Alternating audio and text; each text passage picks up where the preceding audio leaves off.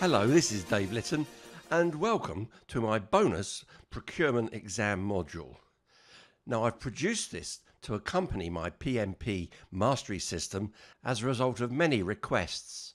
You see, when it comes to the exam, the major types of questions where you would need to do some form of calculation, they're analytical type of questions, would be when you need to do some calculations on the critical path, or when you're carrying out earned value calculations. And the third major type of question would be procurement type questions.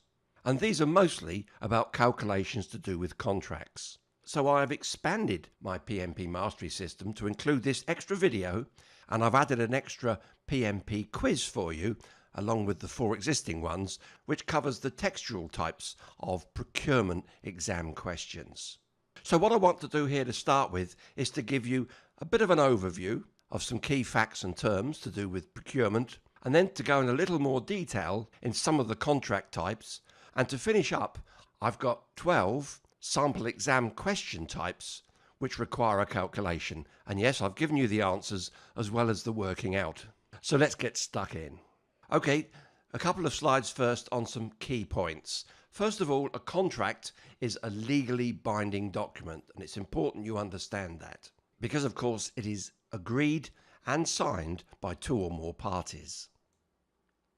Of course, typical projects will have normal work being done in-house, if you will, as well as procurement aspects.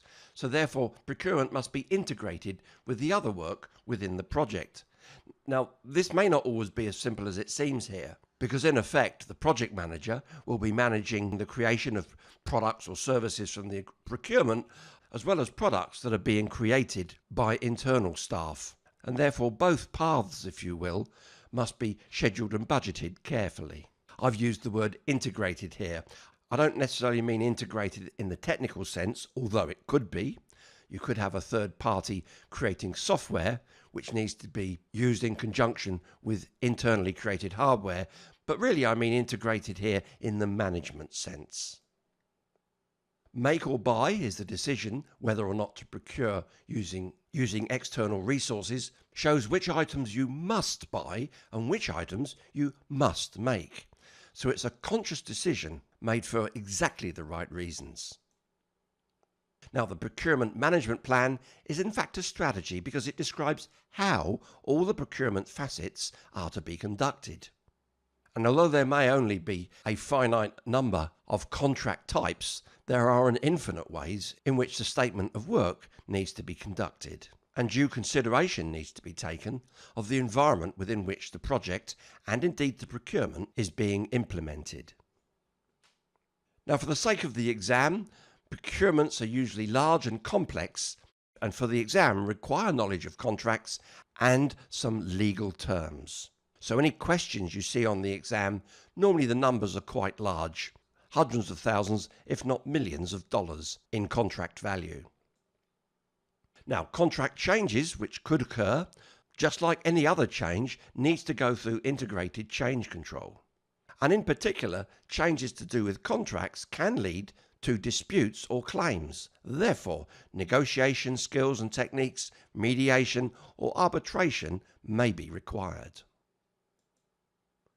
Bidder conferences are there to ensure that all bidders have the same and sufficient information in order for them to respond to the bid documents. In effect, a bidder conference lays out a level playing field for all those who wish to bid for the business, so that once a proposal has been accepted, none of the others could claim foul play.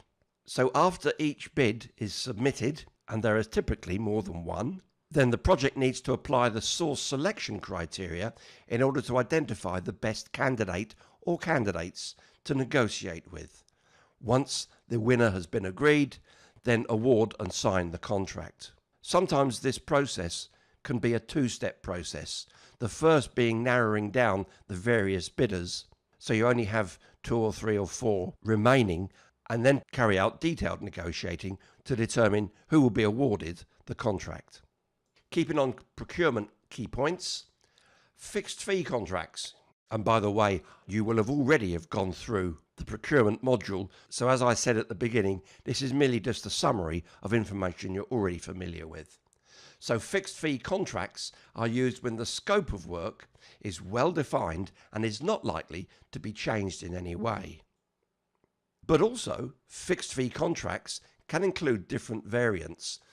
One is called firm fixed price, FFP, fixed price incentive fee, FPIF, and fixed price with economic price adjustment. Bit of a mouthful there, including the acronym. But this would come into play, for example, if you were an American company and one of your suppliers came from Europe. Therefore, the exchange rate from the euro to the dollar could easily fluctuate during the negotiation and indeed contract award time periods, in which case, when they are delivering their products or services under the contract, the exchange rate, for example, could be taken into consideration. So apart from fixed fee contracts, there's also something called cost reimbursable contracts, and there's three main types: cost plus fixed fee, CPFF, cost plus incentive fee, CPIF, and cost plus award fee, CPAF. The names are quite long-winded, but that's actually helpful because they give you a clue as to what's going on here. Cost plus fixed fee does what you might imagine. You're going to get paid for your cost plus a given fixed fee.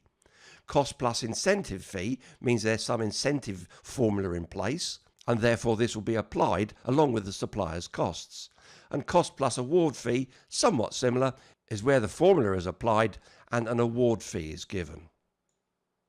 Keeping to cost reimbursable contracts, these tend to be used when the scope of work is not well defined or indeed is subject to change. The absolute reverse, if you will, of fixed price contracts. There's another type, and that is time and material, probably well known to you. Sometimes it's called time and materials, plural, but it's the same thing.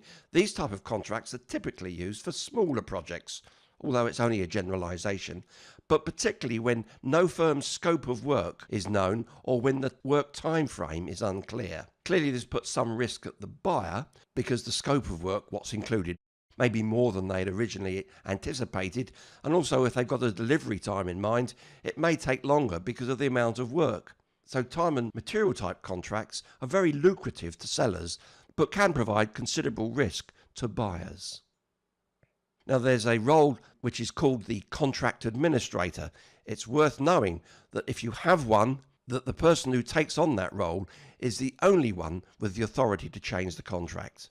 So for example, the project manager does not have authority to change the contract, certainly get involved with negotiations, estimates and discussions and what have you, but it's the contract administrator who holds the legal pen to change, if you will. Now, you will be aware of the 4 processes contained within the procurement knowledge area. There's the plan procurement management under the planning process group. There's conduct procurements under the executing process group. There's control procurements under the monitoring and controlling process group. And finally, there's close procurements under the closing process group. So referring to just one of those here, control procurements is concerned with monitoring seller performance and following the contract terms and conditions. So the clue there is in the title of control. It's where the project manager remains in control of the procurement. And finally, you will be familiar with things such as reports and reviews. And when it comes to monitoring and controlling any of the procurements, you can use performance reports, performance reviews, inspections, and indeed audits in order to assess seller progress, just like you might use these tools for other control activities during the project. Okay, now a quick summary of some of the contract types. We've already touched on fixed price contracts. These are used for acquiring goods or services with well-defined specifications or requirements. And to give you a little more information, there's the firm fixed price. For example, the contract is worth 1.2 million, and that's what it's going to cost. Then there's the fixed price incentive fee, and an example here is the contract states $1.2 million plus $1,000 for every month if the seller performance exceeds the target. For example, delivering their products and services early. Then there's the fixed price with economic price adjustment. The contract, for example, might state $1.2 million plus additional pricing based on the exchange rate. Then there's the cost reimbursable contracts, as I've said, used when the work is uncertain. Examples here might be the cost plus fixed fee, and here the contract might state that the cost is going to be $1.2 million plus a fee as 10% of the cost. So you can see a fixed ratio here is being introduced, hence the title. Then there's cost plus incentive fee. Again, let's assume the contract stating that you have a 1.2 million cost, but it'll include an additional fee based on performance, and the exact formula for this will be agreed as part of the contract. Then there's the cost plus award fee. An example here, again using $1.2 million as the cost, plus an additional fee based on the manager's satisfaction. Again, that criteria must be laid down and described within the contract itself. Then there's time and materials, used when the level of effort cannot be defined at the time the contract is awarded. And as an example, for a particular contract, it may state it will cost $1,000 for every day that the contract is being run, plus the material cost. And here's a very useful diagram that shows the balance between buyer risk and seller risk. Again, the buyer is the purchaser, if you will, and the seller is the contractor or the contracting organisation that has bid for the contract in the first place. As far as the buyer risk is concerned, it's a fixed price is a low risk, and that includes the two variants here. Firm fixed price, getting slightly higher risk. Fixed price incentive fee, as you can see, this is a continuum rather than a 0 to a 1.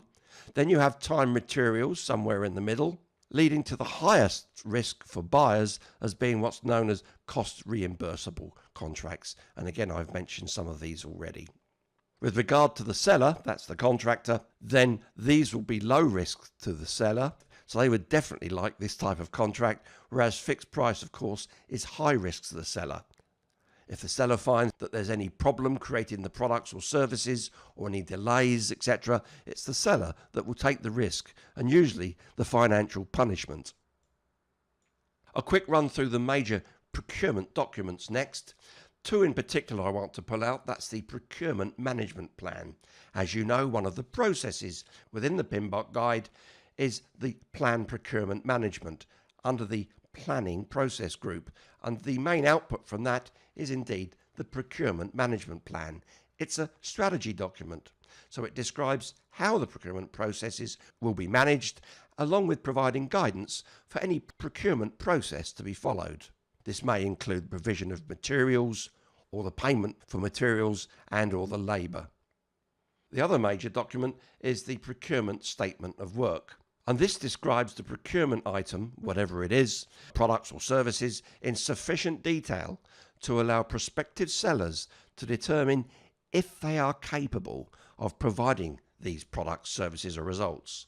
In other words, this makes it very clear and unambiguous to all of those who may wish to bid for the contract itself. The typical information in a procurement statement of work could include aspects such as specifications, the desired level of quality where this needs to be spelled out in particular detail, the metrics, if you will, for the quality levels, the performance and reporting requirements during the contract, the period that such information is needed, if it's relevant, the work location. It may be, for example, that the contractor is co-located with the buyer, or it may, of course, be that they're the other side of the world, in which case knowing what that is and where it is will have a lot of bearing in the strategy of how performance and reporting requirements are laid down, and any support that's needed, for example, training and documentation. There may be other parts of the procurement statement of work, but they're typically the major ones that you need to concern yourself with. So before I just summarise the various types of procurement document names, here's some major ones I want to discuss. Request for Proposal, RFP. This is normally related to a cost reimbursable contract type.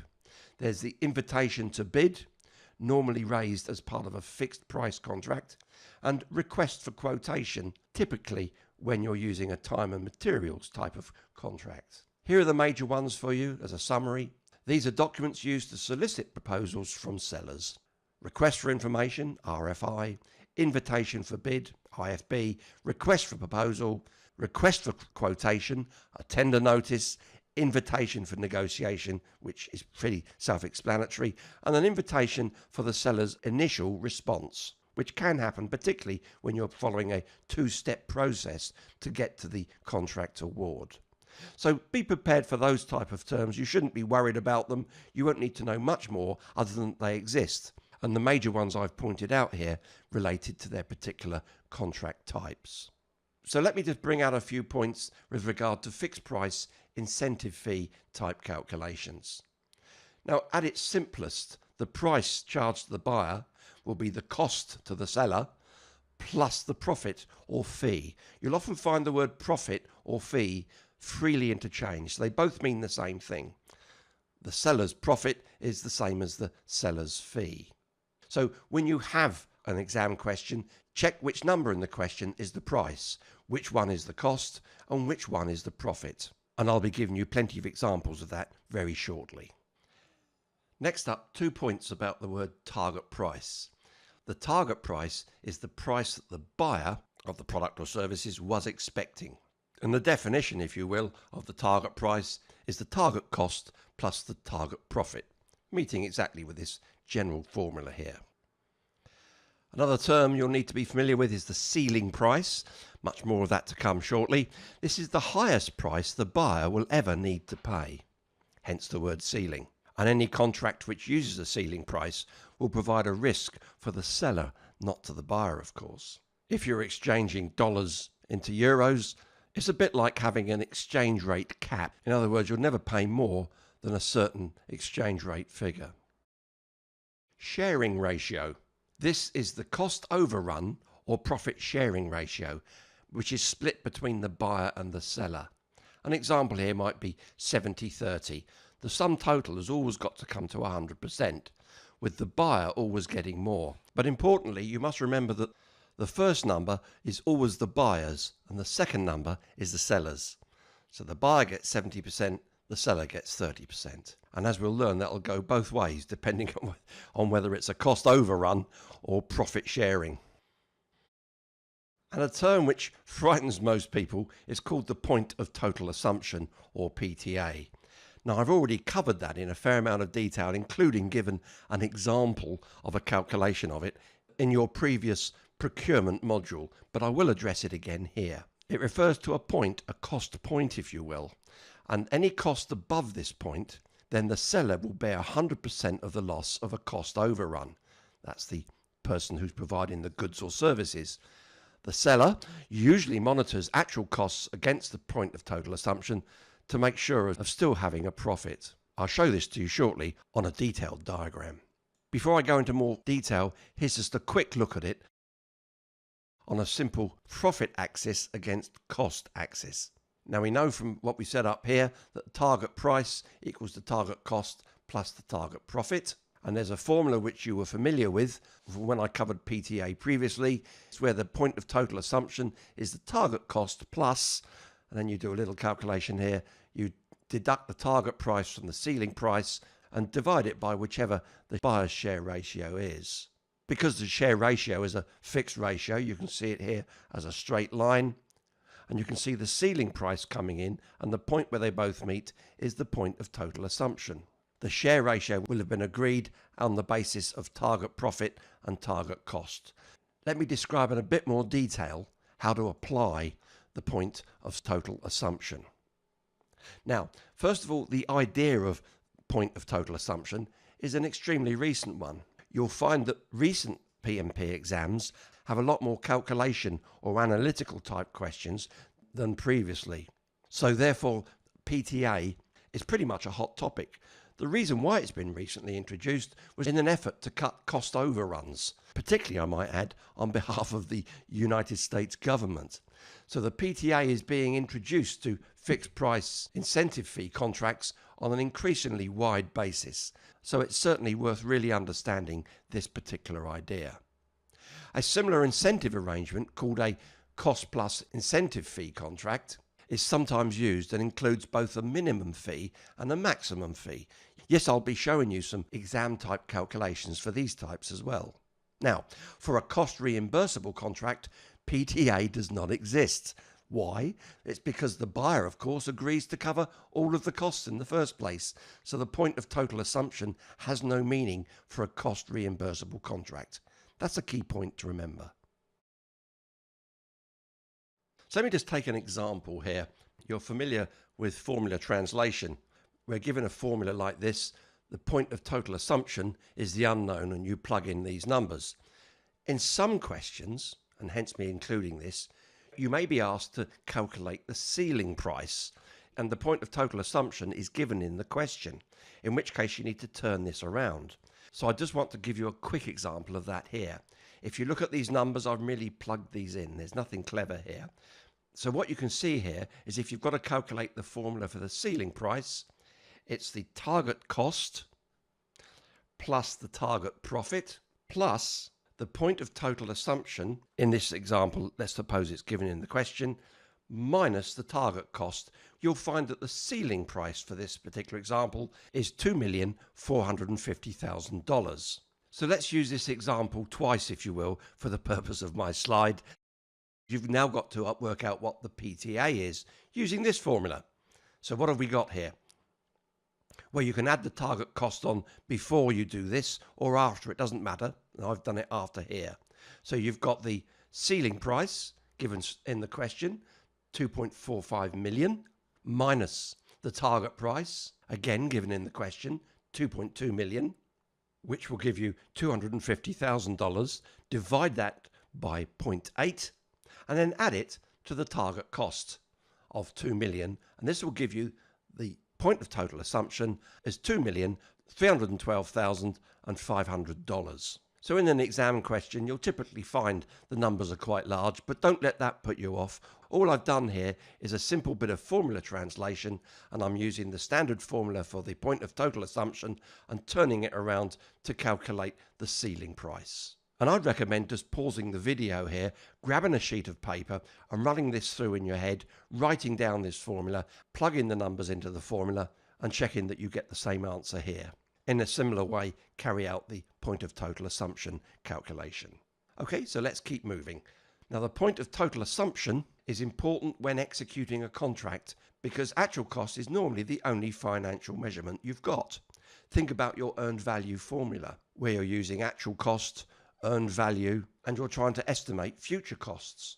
But where a portion of that actual cost is part of a contract, you need to apply the contract terms and conditions and any formula to accurately forecast the future, particularly for when you've got stage payments against a contract. And as you will know within earned value, you'd use this to compare the measurement with the cost baseline to calculate the cost performance index, one of the two ratios, the other being schedule performance index, in order to estimate and forecast the cost of estimate at completion.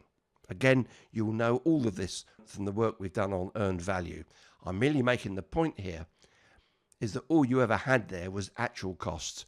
And I'm introducing the idea here that when you're having the work done under a contract that will be using the point of total assumption, knowing how to calculate this becomes quite important. So the PTA is the difference between the ceiling and target prices.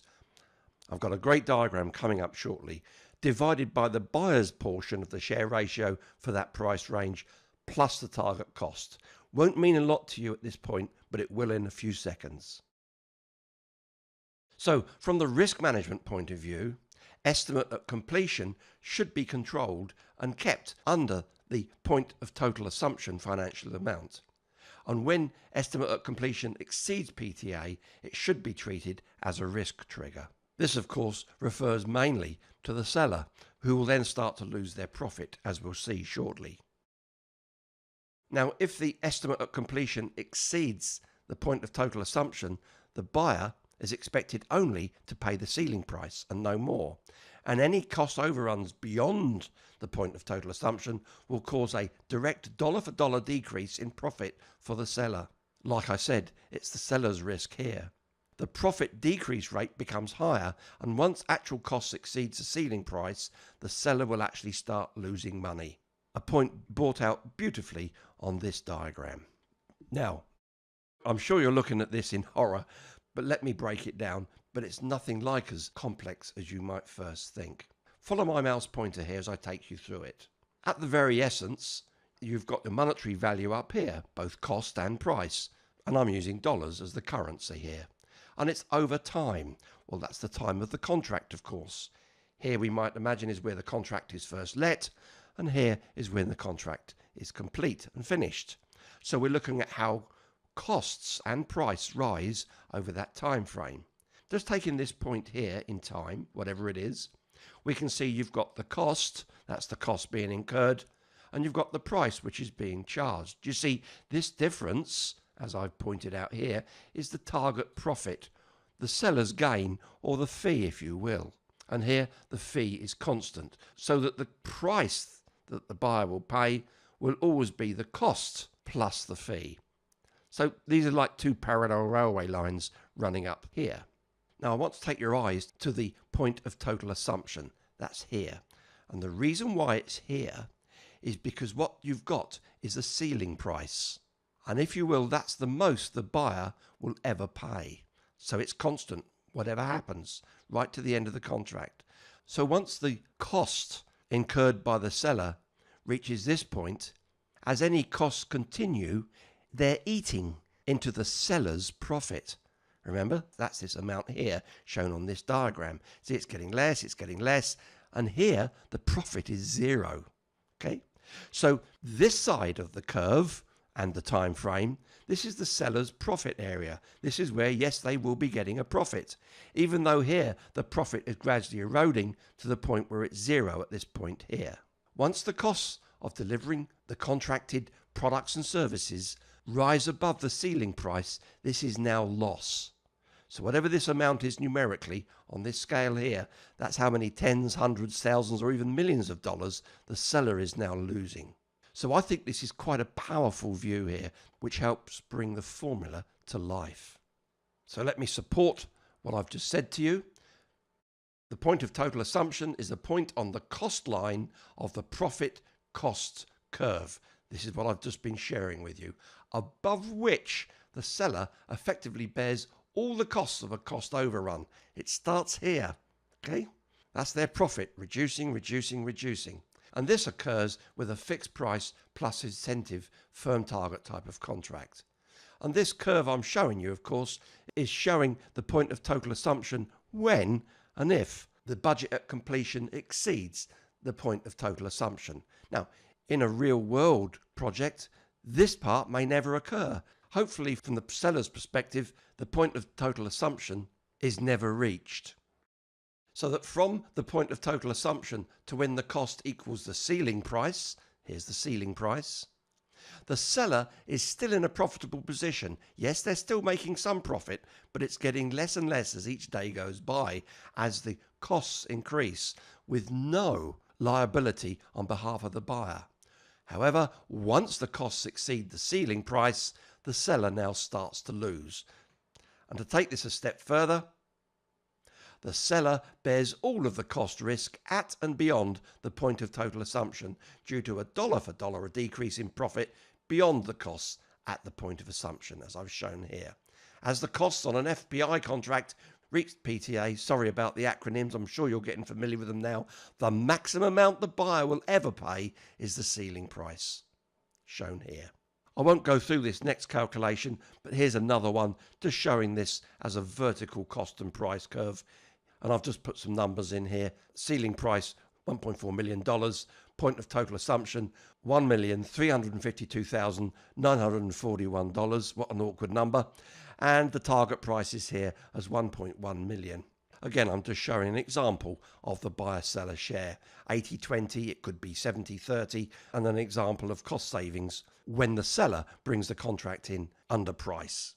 Good. So I hope this slide brings the point of total assumption to life for you, so that if you go back to the previous slide and look at that first calculation, don't worry, we're going to do plenty more. It will help you to interpret and understand what exactly is going on here. Okay, let's now look at a cost plus incentive fee type of contract. Now, the buyer contracts the seller to reimburse the actual costs for the project. Let me continue. The buyer pays an incentive fee to the seller, and along with a profit sharing ratio formula. Now, a profit for the seller is highly likely, as you might imagine, but a penalty occurs for the seller if the project finishes late or above the target cost. Again, you have some typical terms which by now I'm sure you're getting familiar with. There's the target fee. This is the expected fees that the seller will get. That's the person providing the products or services under the contract. There's the sharing ratio, always written in the buyer-seller ratio format. In other words, this is the buyer, that's the seller. In this case, gives 80% for the buyer and 20% for the seller, along with some terms and conditions about how that sharing ratio is applied. The so-called minimum fee, remember I talked about this type of contract could have this term. This is the minimum incentive fees the seller will get for meeting the requirements set in the contract. So to a certain extent here, the seller does have a financial safety net, if you will. The target cost, different to the target fee, this is the expected cost or the target cost of this or a particular project. Then there's the maximum fee, along with the minimum fee. This is the maximum incentive the seller can expect to get based on good performance with the selling ratio applied, whatever that happens to be. So here's the concept then with a cost plus incentive fee contract. When it comes to working out the incentive fee, you've got the sharing ratio and you've got minimum and maximum fees. The final incentive fee, there's another formula here, which is target cost minus the actual cost multiplied by the seller's sharing ratio plus the target fee. Very similar looking formula, I think you'd agree. I would highly recommend that you grab a pen and paper at the end of this particular module, if you haven't already done so from the work in the previous procurement modules, and write down these key formula and burn them into your brain so that directly you enter the examination room, you can write them down on the spare paper you'll be given should any of these contract questions come up. Let's give you an example here. A cost plus incentive fee contract has the following data. Again, I won't go through this. They're just numbers you're going to plug in. Sharing ratio, target cost, target fee, and there's your minimum and maximum. So the question might say, how much will the seller be reimbursed if the cost of performing the work is $95,000? Good. So just like before, we plug the numbers in. So the final incentive fee, that's $100,000 minus $95,000, gives you $5,000, and you multiply that by the seller's percentage, which is 20%. And then you add to that the target fee of $12,000. This gives you $1,000 plus $12,000, which is $13,000. However, this is just the final incentive fee. There's a further step to this, which I'm now going to describe. You see, the seller will also get the costs paid. Like I said at the very beginning, with this type of contract, the buyer contracts the seller to reimburse the actual costs for the project. Therefore, the final reimbursed price equals the actual cost plus the final incentive fee, which we've just calculated as $13,000. So here we go. The actual cost, which is the actual cost of performing the work, we're given that in the question of $95,000 plus $13,000. The answer is $108,000. So again, I've done two steps here to come up with the final reimbursed price. Having seen it done once, don't forget that. It might be tempting in the exam just to calculate the final incentive fee and go no further. Check exactly what the question is asking. Good. Let's keep on cost plus incentive fee contracts then. We'll use the same numbers here, but this time a different question. What will be the reimbursement to the seller if the cost of performing the work is $120,000? You see, same project if you will, but with a different outcome. Now, in this case, note that the actual cost is $120,000 is above the target cost of $100,000. Therefore, the seller has exceeded the costs and will be penalised. The final incentive fee formula, here it is again. Let's carry out the calculations. So the final incentive fee equals, in this case, $100,000. That's the target cost minus the actual cost, in this case, a higher number of $120,000 times 20%. And then add to that the target fee. And because therefore the second number is higher, this is a negative number, so it's minus $20,000 times the 20% plus $12,000. This is minus $4,000, so this little piece of the formula comes down to minus $4,000 added onto the $12,000. Now the final incentive fee is just $8,000. So you can see how this works in the case where the cost of performing the work is above the target cost. And an important point here, I said I was going to come to the maximum fee and minimum fee. Now I'm going to show you how it works. You see, this incentive is lower than the minimum fee. So the $8,000 will be adjusted upwards to $9,000, which is the minimum amount as agreed within the contract. Now the seller, of course, will also get the cost paid in this type of contract, as we said on the previous slide. So the final reimbursed price will be the actual cost, that's $120,000, which exceeded the target cost, plus the $9,000 which we've just calculated, giving the final reimbursed price as $129,000. Now, again, if you're watching this for the first time, I really recommend you pause the video and at least watch it twice more and grab a pen and paper and write down some of these numbers so you can get this clearly inside your head. It's not very hard at all. For the most part, it's reading the question properly, seeing what's being asked, then plugging the numbers into the appropriate formula and keeping a clear head. Remember to adjust the incentive factor, and to make the point I've stated up here, rather than just using the $8,000, it's adjusted to $9,000, which is the minimum fee. So please always remember to adjust the incentive to factor the minimum fee and maximum fees. You see, you could get a question where they're up for the maximum fee and it goes beyond $14,000, and in which case it would be adjusted downwards, so it equals $14,000. This is precisely set in the first place as part of the CPIF contract, and this is there so that the seller does not make an unduly high profit, but nevertheless is incentivized to make the most of it too. So you can see how the cost plus incentive fee type of contract is really handy, and I believe sets out a fairly even playing field where both sides want to turn this into a win-win. So let me give you another example here before we go any further. Again, a fixed price incentive fee type of contract. So in this particular example, you've got a different set of numbers. So a contract has a target cost of $400,000 and a price ceiling of $460,000. It has a target fee of $40,000 and an 80-20 share ratio. In this case, in this particular question, the price ceiling is the fixed price part. So, let me give you some extra information here. So the buyer will not pay any more than $460,000, like it says. But if the seller delivers the scope for less than the target price of $400,000, then the seller gets the target fee of $40,000 plus 20%, there it is, of the amount less than $400,000. I'm sure just reading it makes your head spin, but get these numbers down on paper and it's a lot easier than it seems. However, let's suppose in this particular question, if the cost is greater than $400,000, then the $40,000 fee is reduced by 20% of that amount over the $400,000. Here's the formula again. Now, just as an extra piece of information, suppose in this question it said it was a 70-30 share ratio. This would mean that if the actual cost comes in under target by $20,000, just plugging a number into this ratio, the buyer keeps $14,000, which is, of course, the 70% of $20,000, and the seller gets the 30%, which comes down to $6,000. Fairly obvious, but I wanted to make sure it's clear in your head. So here's the question.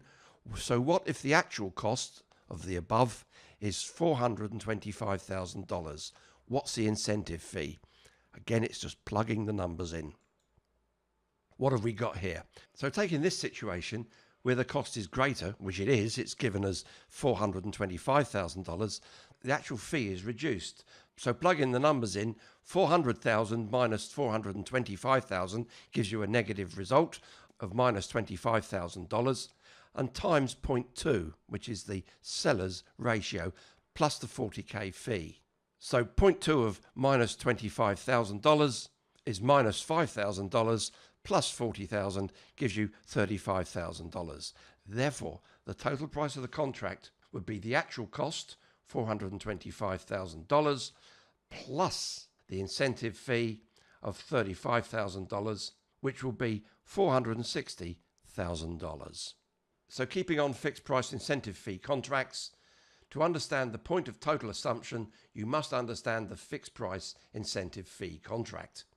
This is where, as you've just seen, the buyer agrees to pay a fixed price and a set maximum price for any cost overruns. Beyond this fixed price, if the cost rises, it will most likely be because of mismanagement at the seller's end. Fair enough? Thus, the seller has to bear all of the extra costs beyond this point. And you've seen some examples of that already. If the seller finishes work at a lower cost, well, there is an incentive, and this maximizes the seller's gains, and quite right too. Here's another example, just plugging in the numbers. Target cost $1 million, target profit for the seller $100,000, the ceiling price of $1.3 million. This is the absolute maximum the buyer will pay, and the share ratio here is 80% for the buyer, 20% to the seller for overruns, whereas for underruns, it's a 50-50 split. That's quite helpful, isn't it? It means the buyer doesn't end up paying the reverse of 80-20, but gives an even-handed equal share out for any potential underruns. The target price is $1.1 million, and this, of course, consists of the target cost of $1 million plus the profit for the seller. So that's where that number comes from. Let's plug the numbers in then. So the point of total assumption is the target cost of $1 million plus the ceiling price of $1.3 million minus the target price of $1.1 million divided by 0.8, which is the buyer's part of the 80-20 ratio. Plug in those numbers, you'll find the point of total assumption is $1,250,000. So beyond the point of total assumption, as you saw in my diagram a few slides back, the seller's profitability decreases and their initiative and interest to complete the project may diminish too. In fact, when it gets to the point where the seller's not getting any profit out of it, you can well imagine that their workforce will be fairly disillusioned. However, under the terms of the contract, they are legally bound to complete it. But the buyer may find that the seller is not in a very good mood for the rest of the project. Okay, so as the point of total assumption is reached, the project risk increases from the seller's perspective, and more attention is needed to complete the project at the earliest point with as little cost deviation as possible. Therefore, the PTA is also a risk trigger, in this case to the seller, since it's they who will start to lose money, and hence their profit. Good. Well, I hope the last few slides, giving you a few formulas to play about, have whetted your appetite for what's coming up next. You see, the remainder of these slides are merely questions, 3 questions to a slide, and after they've finished, I will then give you the answers on a slide to each of those questions, along with the calculations. So it really doesn't need much more from me in terms of talking through it. I'll be merely talking over the questions and the answers that you see before you. So I'll say right now, thank you for your time and attention. I hope you found this bonus video useful and helped to bring out some of the more detailed financial and analytical questions that you may come across in the exam. What remains on this video will bolster your confidence even further by giving you some typical questions to try your hand at. Don't forget also, coming away from analytical type questions, I've given you a bonus quiz of 55 new procurement type questions for you to ensure that you get very high marks whenever there's a procurement type question coming up in your exam. And before I leave you, don't forget to try my new bonus procurement quiz. These last questions have all been numerical ones. The ones on the bonus quiz are textual ones, but again it'll check your understanding of how procurement management is used throughout the PMBOK guide. So thanks for your attention, thanks for your time, and I'll see you on the next module. So bye for now.